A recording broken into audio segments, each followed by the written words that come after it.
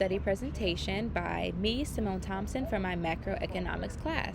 So I'm so excited about this presentation because I get to talk about the U.S. CARES Act and the pandemic relief.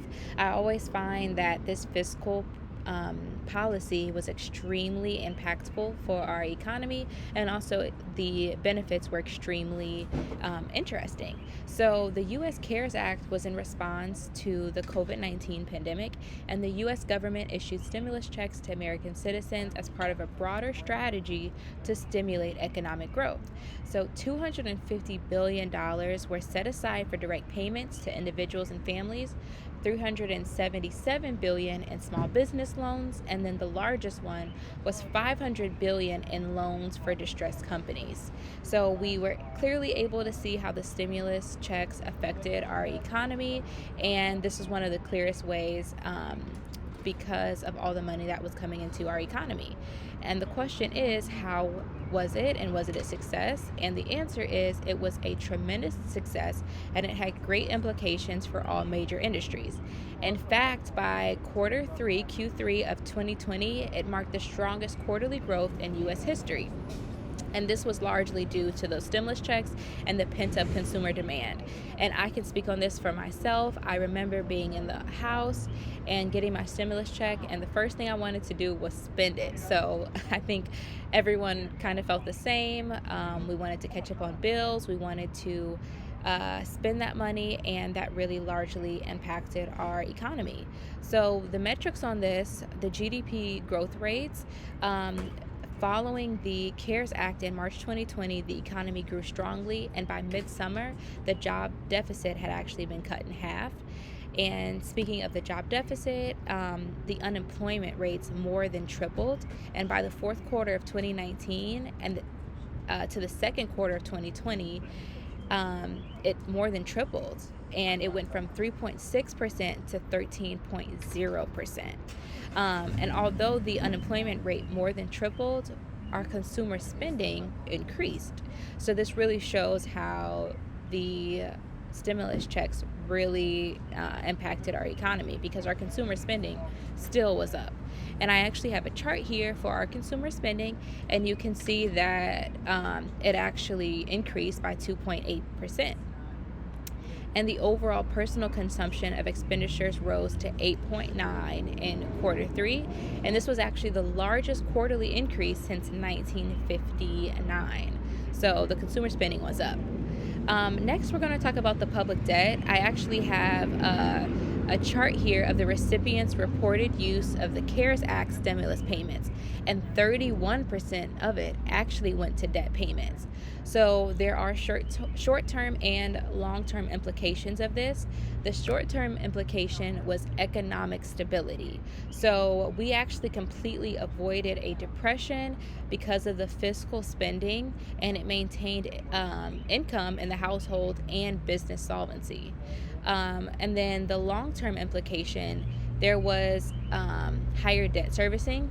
So as the interest rates began to rise in 2021, the U.S. paid more to service its debt. So unfortunately, this had the potential to crowd out future spending. Another long-term implication was reduced fiscal flexibility. So the higher debt could possibly have led to the limit of our government's ability to respond to future crises like natural disasters and different recessions, recession. And then speaking of inflation and interest rates, there was a big aftermath after that. So in the immediate aftermath of the U.S. CARES Act, inflation was at an all-time low, and this was actually due to the consumer demand and the remaining muted due to the lockdown and supply chains that was intact early on. So because of the consumer spending, the inflation was down, but unfortunately in 2020, the interest rates rose from 0 to 0.25% to support borrowing and investments. So despite the rising inflation, the interest rates were held higher because it was believed it was only in a transitionary period. So to tame that inflation, the Federal Reserve actually raised rates faster than at any other time, actually since the 1980s.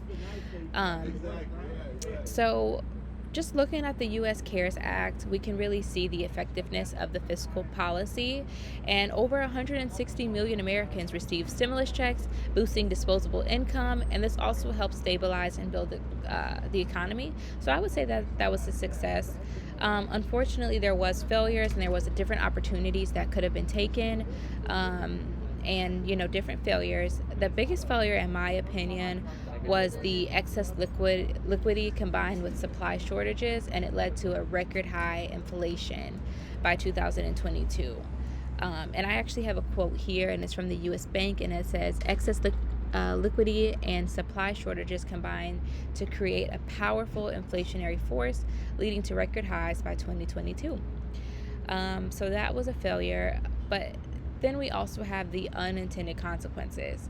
So the massive stimulus checks created demand while global supply chains were still broken, leading to inflation reaching 9.1 by June of 2022. And I remember working in retail actually at that time, and the supply chains were completely off. We weren't able to get products because different ingredients were missing from those supply chains. Also, our national debt surged past 100% of GDP, and this raised a long-term physical sustainability concern. So, although the U.S. CARES Act was very successful, I think that there are some long-term unintended consequences that still need to be addressed, and we're still learning about it. But I think overall, this was a great fiscal policy that really helped boost our economy and helped us avoid a depression. So, thank you.